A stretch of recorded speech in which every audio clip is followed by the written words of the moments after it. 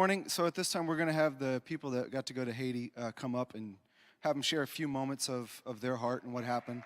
So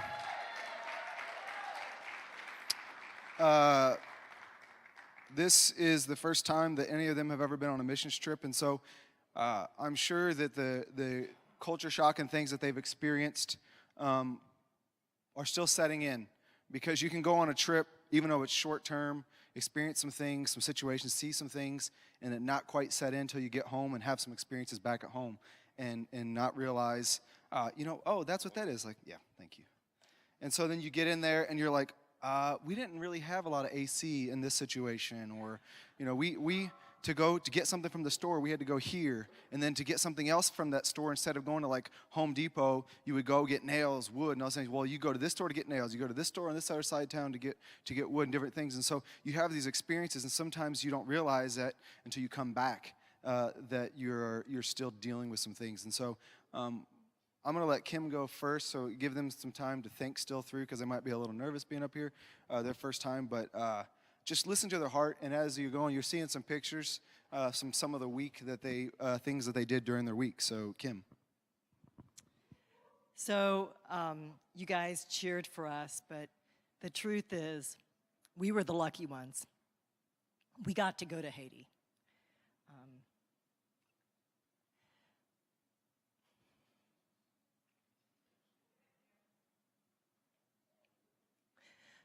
So it was truly a blessed trip.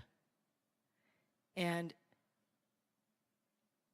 as we moved through Cité Soleil, Dobson, Jelly Beach, Scipion, I know that these two will talk about the kids. What I saw most was the difference between the kids who ate every day and the kids who didn't. Our work here, even if you give less than you gave last year because you can't give as much, I'm going to ask that you prayerfully give. And when you cannot give, pray. Pray often, pray with intentionality. These children are more than just the pictures. They are overwhelming spots of light.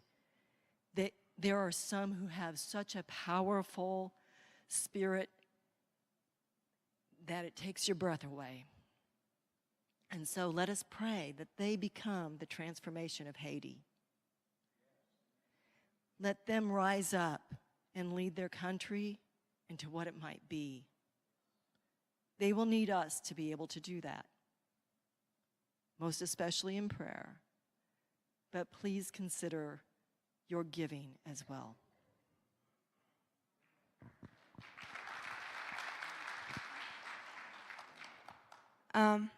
We were very blessed because since we were such a small group, we got to do a lot of different things.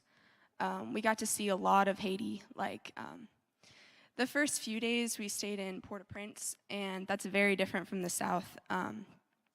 It's a lot more people, and it's very congested. And in Port-au-Prince, we went to Cité Soleil, and the kids at Cité Soleil at the school really touched my heart. They were so happy, even though they had so little. And that was really a blessing to witness that and see that. And the kids at Scipion, they were a lot like the kids at Cité Soleil. They were very happy. I'm glad we support that school. Those kids are wonderful, and yeah. We went to first Port-au-Prince, which is like New York, but 18 times poorer. And most people in Cité Soleil live in a space that's smaller than your average jail cell. And they eat less than...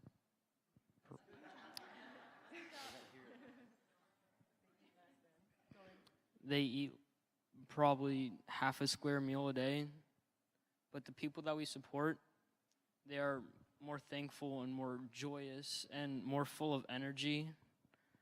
And we could tell because we played soccer with the kids in Scipio, we played soccer with the kids in Port-au-Prince. But the kids on Dobson who didn't eat enough, they were flat and kind of depressed.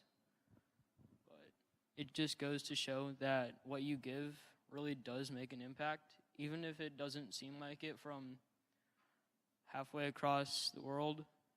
It really does. Thank you. Good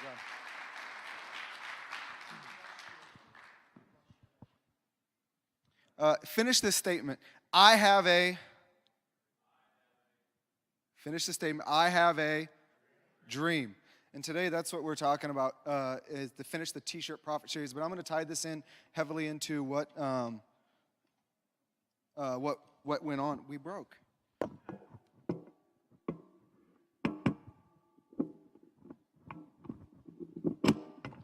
All things are right again. So I have a dream. Dreamer is what my Prophet series T-shirt is about. But I want to tie it into kind of the experiences that we've had and the experiences we're going to have as a church and the things and places we're going. But first, I want to say job well done. They couldn't communicate everything that they would want to communicate.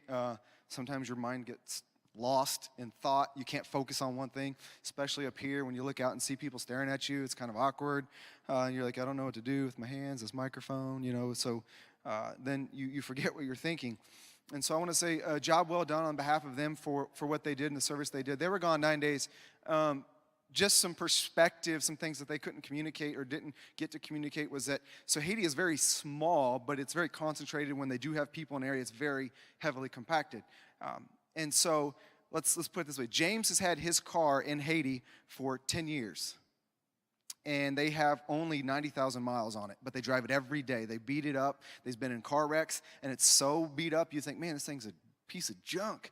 But it's because it takes, on a quick ride, 5 hours to go 120 miles.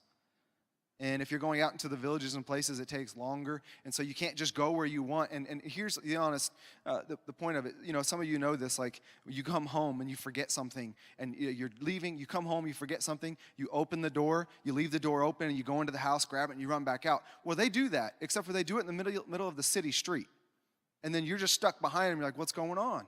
And you don't know when they're coming back. You can't go around them because somebody maybe just parked the car in the middle of the street. So there's a lot of things that differ in culture, and it's different. But I want to say, in perspective of Independence Day coming up and celebrating the 4th of July, is that I'm thankful for our freedom. I'm thankful that there was people that took it upon themselves to pave the way for people to have these freedoms, to lay down their life, to have these systems in place where we can drive down the street, we can come to a four-way stop, and most of the time, they understand, hey, we take turns.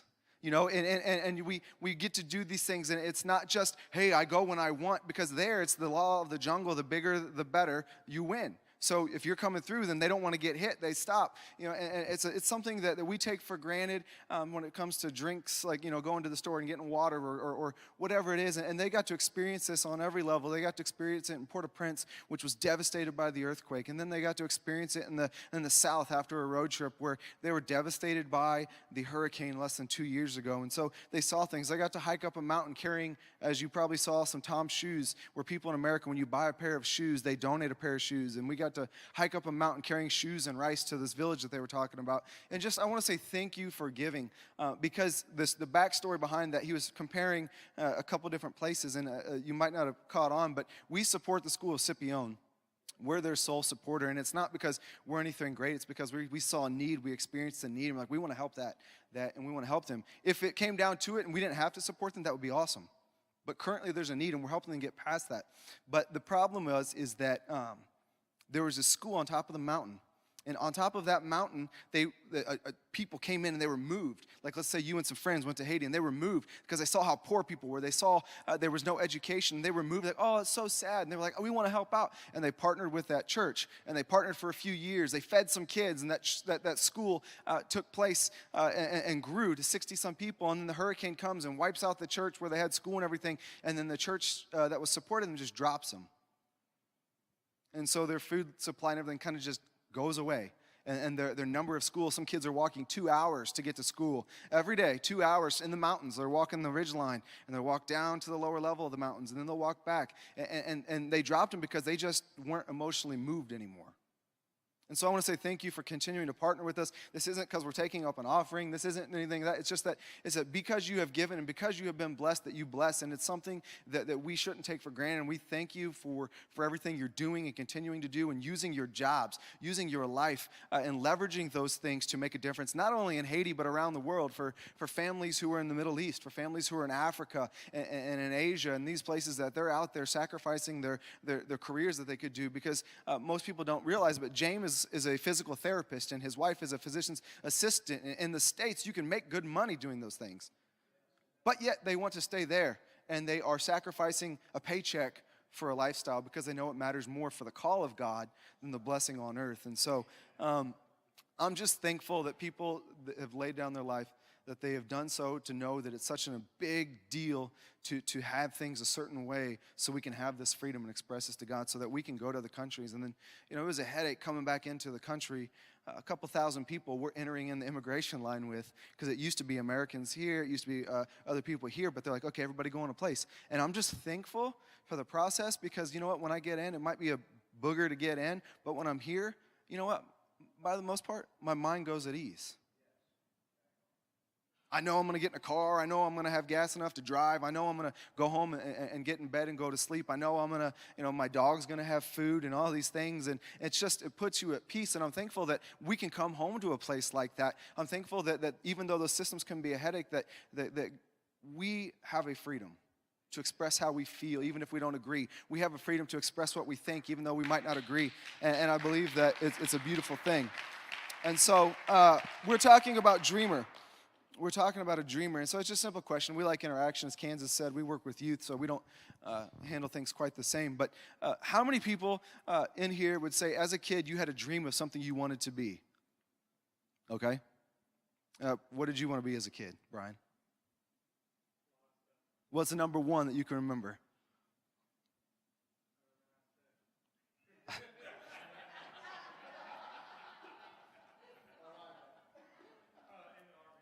An army, okay. Somebody else who had a dream as a kid and they wanted to be something or do something. Gene? All right, military. Somebody else? Rose? A nurse, okay. Somebody else? Anybody else? Chappie? A farmer? Rick? A baseball player? I like this guy. A zoologist? Anybody else? How many people would say that if you look back at your life right now and how you are is different than what you dreamed and wanted to be when you were a kid? Yeah. How many people would say that's for the better? And how many people would say that's for the worse? Because your dream would have been so much better. Yeah. Somewhere along the way, we are given a dream, or we have a dream, and we want to do something and be something, and something happens in our life. Something knocks us off course. Like as a captain, if I set sail from California to Hawaii, if I don't make any corrections along my sailing destination, I'm not making Hawaii, because there's currents, there's storms, and they blow us out of the way. And so we're constantly making corrections. But in our life, sometimes we see this and we have a dream. We want to be something and do something, and then something might happen. Something might knock the boat, knock us off our path, and it knocks us off from where we think we want to go, where we want to be, where we fantasize being. And sometimes it's things we can control, and sometimes it's things that we just can't control. Sometimes, like in my case, I grew up in church, and I closest friends was Matthew Keller. Josh, I think he's in class. I don't know if she's probably in class. And so best friends, and he got sick when we were little, died when he was 12, and like one of the last promises I remember me making to him was this whole thing of he'll come to one last game, I'll become a professional athlete. We had these dreams and thought. He died before any of that could happen. I didn't make it, obviously, and there's things, and I felt like, like maybe my dreamer's busted. Have you ever experienced that? You're like, this wasn't the dream, this wasn't working, it's busted, it doesn't work. And then that somehow along's come into this path of settling. It's like, well, if it doesn't work, I can always do this. When it comes to graduation time, you're like, I don't know what I'm going to do. I don't know if I'm going to go to college. I don't know if I'm going to go to school. Maybe I'll just get a job because I don't know if it'll be worth the money. And you have these doubts and everything sets in. And that dream is compromised more because it's like, well, that's really tough. I'm looking at money. I'm looking at life. I'm looking at family and all these things. And here they are. So I don't know what I'm going to do or where I'm going to go. And it maybe pushes us further from our dream and it messes us up. But there is a different way. There is a different path. And it's possible to live the dream that God has for you. But it's also something that we have to realize that dream also most of the time affects other people. That our dream is not given just so we can have a dream. Martin Luther King didn't just have a dream and give the speech so that he could experience different. He wanted for all people to be created as equal, to seen by not their color, but the content of their character. He saw it and wanted people to experience life the way he was dreamed it to be, as the way he reads it to be, and as it's confessed his faith. And here we are as dreamers, here we are as people, and maybe we get sabotaged our dream along the way, and God's like, that dream's still for you. Sometimes because we're deterred from where we're going doesn't stop us from going to where we need to go, but we let it. We allow it to happen in us, but God puts it in our heart so that we can make a difference. And so we're going to go into, one of the most famous people about dreams is Joseph in the book of Genesis 37. We're not going to read all the way through the story because there's a couple of chapters here, but 37, 1 through 14. I'm going to read this pretty quick. And then we're going to focus on a few parts. 37, 1 through 4. Jacob lived in the land of his father's sojournings in the land of Canaan. These are the generations of Jacob. Joseph, being 17 years old, was pasturing the flock with his brothers. He has a boy with his sons, Bilhah and Zilpah, his father's wives. Then Joseph brought a bad report of them to their father. Now Israel loved Joseph more than any other of his sons, because he was the son of his old age, and he made him with robe of many colors. But when his brothers saw that their father loved him more than all of his brothers, they hated him and could not speak peacefully to him. Now Joseph had a dream, and when he told it to his brothers, they hated him even more. It's not only one thing that your brothers hate you, and then you communicate what God's doing in your life, and they hate you for it, but then it goes on to say, he said to them, hear this dream that I have dreamed. Because some brothers want to hold things over brothers' heads, or use like this siblings thing, and they're like, oh, I have this, God gave me this, and sometimes they do it to antagonize you more, but sometimes you have to know when to stop, because you're like, they're probably bigger than me. They're probably going to whoop my butt, and so you know where to push the limits and the lines when you're this. And he's 17 years old. His brothers are men, and he's a man according to Jewish tradition, being 12, becoming a man and walking into manhood. And so here they are. He said, I have a dream. Behold, we were binding sheaves in the field, and behold, my sheaves arose and stood upright.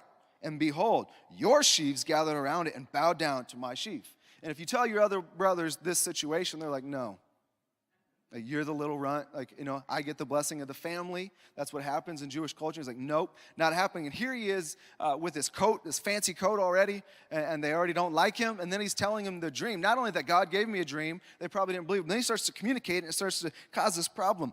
And he says, behold, your sheaves bowed to mine. His brothers said to him, are you indeed reign over us, or are you indeed to rule over us? So they hated him even more for his dreams and for his words. Then he dreamed another dream, and he told it to his brothers and said, behold, I have dreamed yet another dream. Behold, the sun, the moon, and even the 11 stars were bowing down to me. But when he told it to his father and to his brothers, his father rebuked him and said to him, what is this dream that you have dreamed? Shall I and your mother and your brothers indeed come to bow ourselves to the ground before you? And his brothers were jealous of him, but his father kept saying in mind. Now, his brothers went to pasture their father's flock near Shechem. And Israel said to Joseph, are you not your brothers pasturing to the flock in Shechem? Come, I will send you to them. And he said to them, here am I.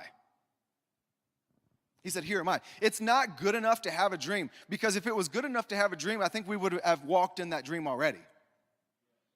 The dream isn't the problem. The situations aren't the problem. Where you come from is not the problem. Where you've been is not the problem. The problem is that when we have a dream, God's given us a dream and spoke to our life, that we're not present in that dream saying, here am I. Let's break this down for business, for people that like business. I'm not a very business-minded person, as my brother is very business-minded. But at Chick-fil-A, how many people like Chick-fil-A? Yeah. At Chick-fil-A, they have this principle: one owner, one store.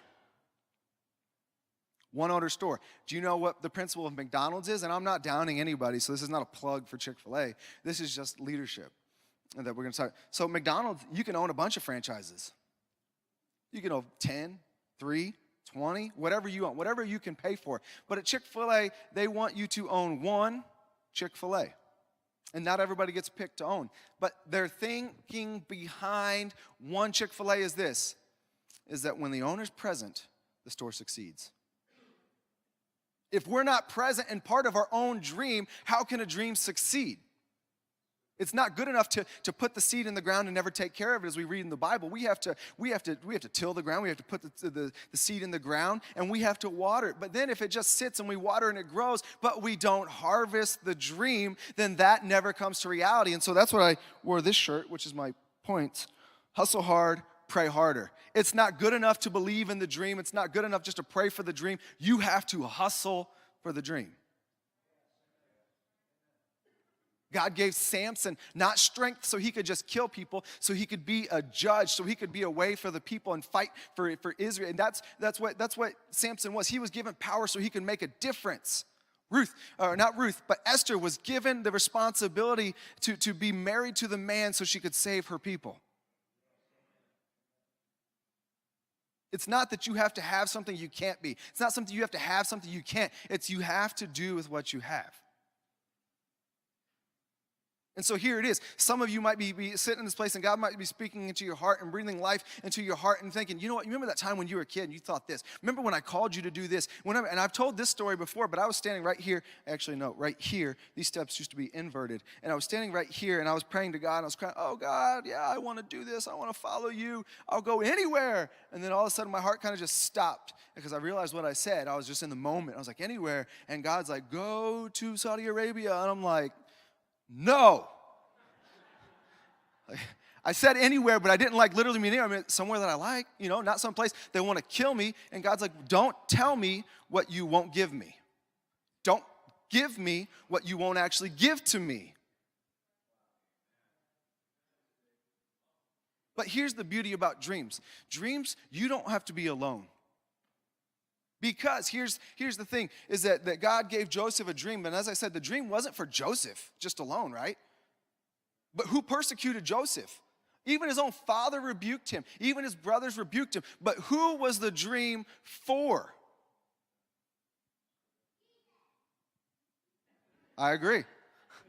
Because Jesus knows what he's doing and how he's moving. And here's the thing, is that the people that were fighting against it were the people that were going to benefit from it most. So why I'm saying that sometimes in your life, God has given you a dream, a purpose, and you feel like you're facing opposition amongst your own people. But you have to understand is that it's not their dream. You have to push for your dream. And at some point, it's going to affect their life. Some point, they're going to rally behind it. At some point, there's going to be something in their life that they realize, you know what? If God spoke to them, that's right. That's why these things are happening. He was there, present in his dream. His own father rebukes him, and we see this in Scripture. And here's how you know your dream and walking in your dream. As it says in Scripture a little bit, I think I wrote it down. Sorry, hold on. I did.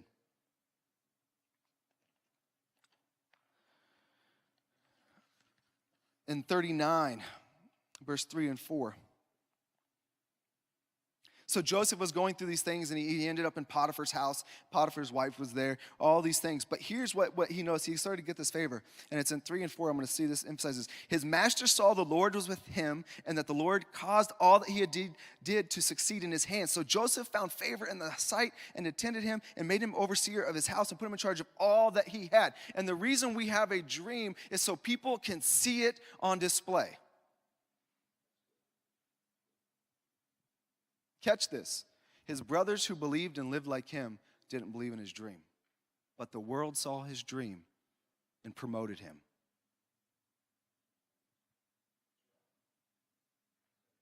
What does the Bible say? The wealth of the wicked are stored up for the righteous.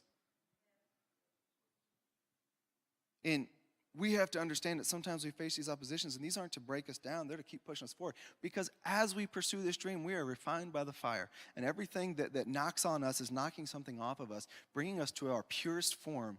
So when we get to that dream, we say, God, here am I. And what did his dream do? Saved an entire people. And the people that he was enslaved to. I'm not saying you're not walking in your dream. I'm not saying you're not pursuing your dream, but I'm saying maybe if we looked at what our dream was, we would see if we're fully walking in the dream God has. To know what God's speaking to us, and it's called presence. To be able to say, here am I, we have to be in somebody's presence for them to understand that. And I feel like a lot of times we miss practicing God's presence where the Holy Spirit can speak to us because we're too busy giving him the extra time of just in the car. We're too busy giving him the extra time of you know what, God, when I lay my head down, I'll give you a few words today, a few thoughts. Instead of just being in his presence where he can speak to us. And he does this in dreams because why? Sometimes you can't run from him in your dreams because you're sleeping. Believe this. He still speaks in dreams. I was reading in some commentaries and things of breaking down. Some people believe that God doesn't still speak in dreams, but I refute the fact because there is story after story after story right now happening in this this moment where Syrians are being persecuted and killed by their own people, are being bombs dropped on them. You're having people in Iran who are being killed for their faith, and they're having these dreams and visions. And visions are when you're awake and God's showing you things, and dreams are when you're asleep and he's revealing things to you, either pictures or stories or things. And here they are, and they're saying, you know what? And they're coming into these refugee camps, and they're like, I know you. The guy's like, whoa, no, you don't know me. Like, I'm new here. Like, I've never been into the Middle East. You don't know me. We've not talked. We've not had this. And he goes, no. I've seen you before. You were in my dream. There is something, and then they start to communicate what their dream was, and they're like, that's God. God's speaking to you. God's doing this. And they're like, well, then if this is true and he's speaking to me and nobody told me this, I have to believe. Dreams aren't just for you. Dreams are for people that have a longing and a hunger to know God. And when we walk into our dream, we help people believe. And the reason why I'm sharing about dreams is because some of our dreamers are busted. And be honest, mine's been busted. I've been kind of this thing like when I work, sometimes I'm like, man, I can't focus. And when I'm doing things, I can't focus, and I've gained weight. And I'm like, you know what? I used to be driven. I used to be wanting to work out to be the best, and I was never the best, but it caused me to want to work harder. I had this vision. I had it in front of me, and I was like, I'm going this direction. I'm going this direction. And when everything had bumped out, I used an excuse. Well, I didn't do this. Maybe that's why. Did this. That's why. I got stuck in this. This is why. And my dreamer was busted because I thought it was the one thing, and it wasn't. And so when it wasn't that, I was like, this is dumb. I'll just do this. And so I wasn't really being a part of it. And then, I go on this trip and God's speaking to me because of a situation that happens. And I was thinking, because God's never come to me in an audible voice. And it's always been one of those things like, God, this is a need. Can I help it? Then I'll do it. I think that's pretty simple. God put us here to be here for people, serve people, love people. And if he doesn't tell you directly where to go, we should still be busy following after Jesus until he directs us directly. And so I didn't really have a dream, and my heart's, James and Rachel are amazing people. They're like family to me, and I love their kids, and I love them, and they're there giving their hearts, and I do anything for them. And I feel like that's reciprocated between both of us, and we have this bonding together. But I feel that with the missionaries that we just had at our convention, they went to the Middle East as well. And we're there, and James and I have been through some things together. Like, as you've heard, we were at a food drop, and we were getting food from the Navy, from the Marines, and the Army, and we were getting it off the choppers. We're loading it up. We got rocked. people started trying to stone us and beat us a couple of years ago, and cops are throwing out gas grenades and shooting at people, and we're watching this, and James like, dude, like, if this goes down, like, dude, we're throwing rocks. Like if we're throwing rocks, like that's our way. Like that's all. I'm not staying here and getting hit. And so we have this mutual conversation where we enjoy the things that God's given us and blessed us with, and along the ministry, we're enjoying the sights and these things. But we have the same things that our heart is for the people. And if there's something that's there, that's physical, that's in the way of people, then we want to reach the people first, not an object.